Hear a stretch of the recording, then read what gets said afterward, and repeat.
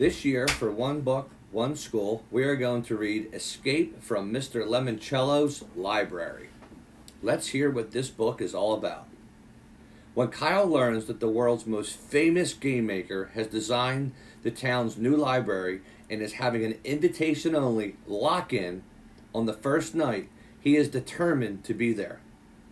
But the tricky part isn't getting into the library, it's getting out. Kyle's going to need all of his smarts because a good roll of the dice or a lucky draw of the cards is not enough to win in Mr. Lemoncello's library.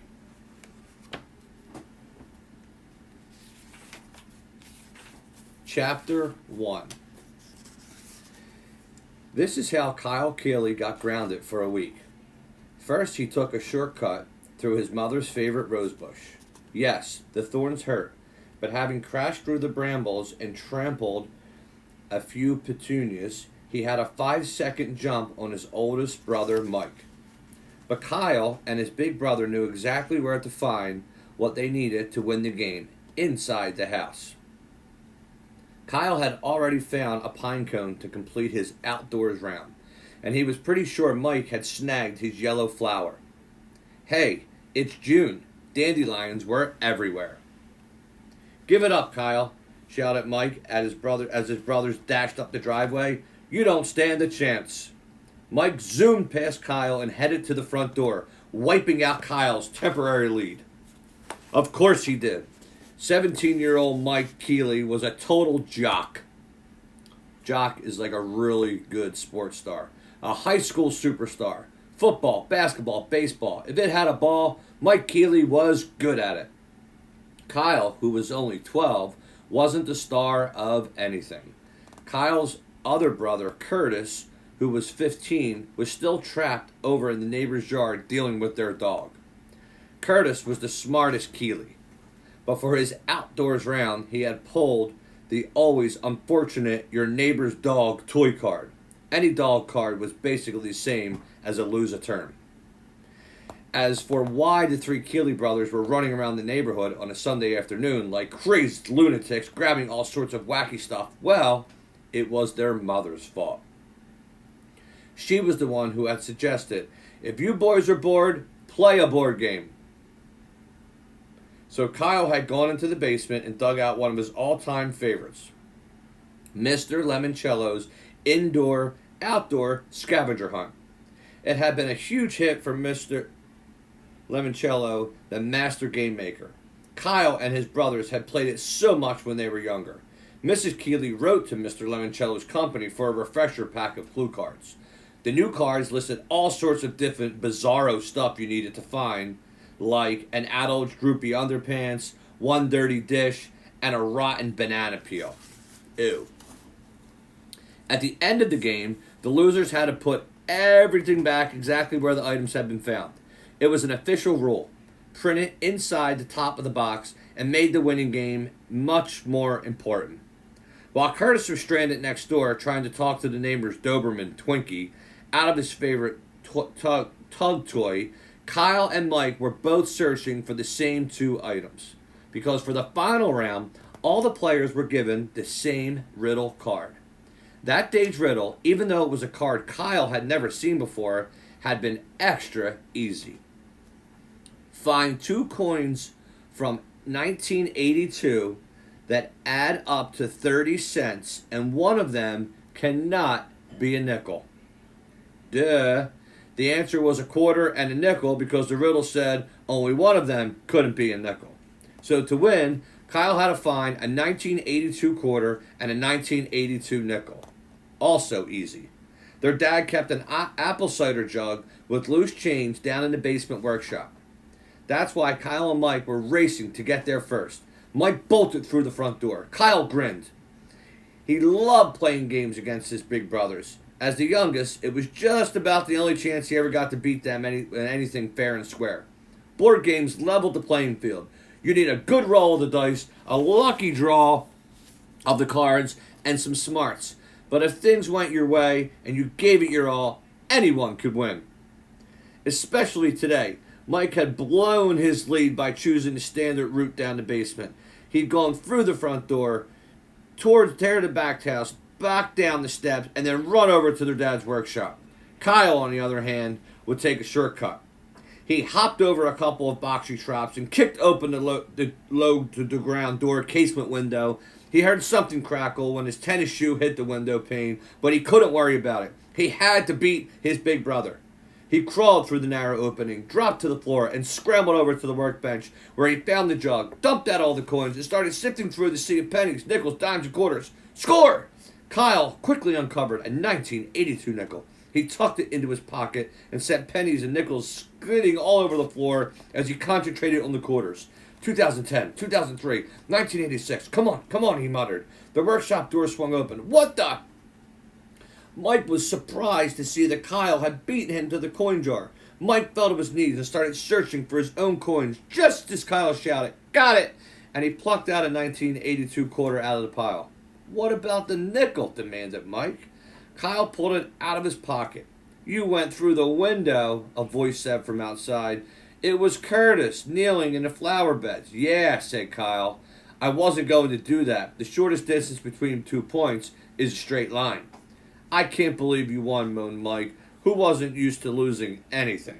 Well, said Kyle, standing up and strutting a little, believe it, brother, because now you two losers have to put all the junk back. I am not taking this back to Twinkie, said Curtis. He held up a very skinny, knotted rope.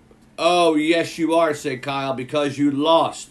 Oh, sure, you thought about using the window. Kyle, mumbled Curtis. You might want to shut up. Wait, come on, Curtis. Don't be such a sore loser. Just because I was the one who took the shortcut and kicked open the window and you did this, Kyle.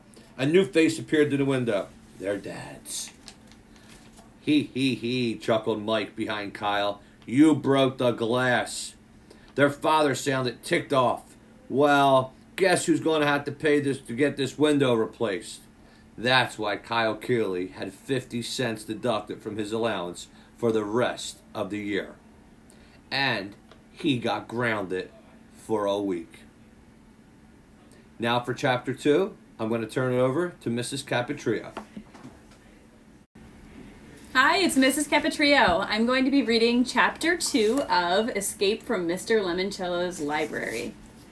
Halfway across town, Dr. Yanina Zinchenko, the world-famous librarian, was walking briskly through the cavernous building that was only days away from its gala grand opening.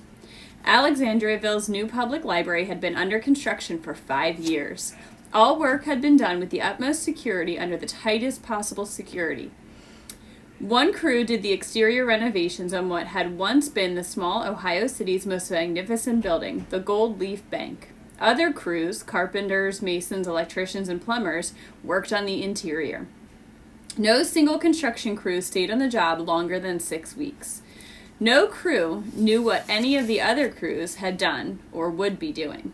And when all those crews were finished, several super-secret covert crews, highly paid workers who would deny ever having been near the library, Alexandriaville, or the state of Ohio, stealthily applied the final touches. Dr. Zinchenko had supervised the construction project for her employer, a very eccentric, some would say loony, billionaire. Only she knew all the marvels and wonders the incredible new library would hold and hide within its walls. Dr. Zinchenko was a tall woman with blazing red hair. She wore an expensive, custom-tailored business suit, jazzy high-heeled shoes, a Bluetooth earpiece, and glasses with thick red frames. Heels clicking on the marble floor, fingers tapping on the glass of her very advanced tablet computer, Dr. Zinchenko strode past the control center's red door, under an arch and into the breathtakingly large circular reading room beneath the library's 3-story tall rotunda. The bank building, which provided the shell for the new library, had been built in 1931. With towering Corinthian columns, an arched entryway, lots of fancy trim, and a mammoth shimmering gold dome, the building looked like it belonged next door to the triumphant memorials in Washington, D.C., not on this small Ohio town's quaint streets. Dr. Zinchenko paused to stare up at the library's most stunning visual effect, the Wonder Dome. 10 wedge-shaped high-definition video screens as brilliant as those in Times Square lined the underbelly of the dome like so many orange slices. Each screen could operate independently or as part of a spectacular whole. The Wonder Dome could become the constellations of the night sky, a flight through the clouds that made viewers below sense that the whole building had somehow lifted off the ground, or, in Dewey Decimal mode, 10 sections depicting vibrant and constantly changing images associated with each category in the library cataloging system. I have the final numbers for the 4th sector of Wonder Dome in Dewey mode, Dr. Zinchenko said into her Bluetooth earpiece. 364.1092. She carefully over-enunciated each word to make certain the video artist knew what specific number should occasionally drift across the 4th wedge amid the swirling social sciences montage, featuring a floating judge's gavel, a tumbling teacher's apple, and a gentle snowfall of holiday icons. The numbers, however, should not appear until 11 a.m. Sunday. Is that clear? Yes, Dr. Zinchenko, replied the tinny voice in her ear.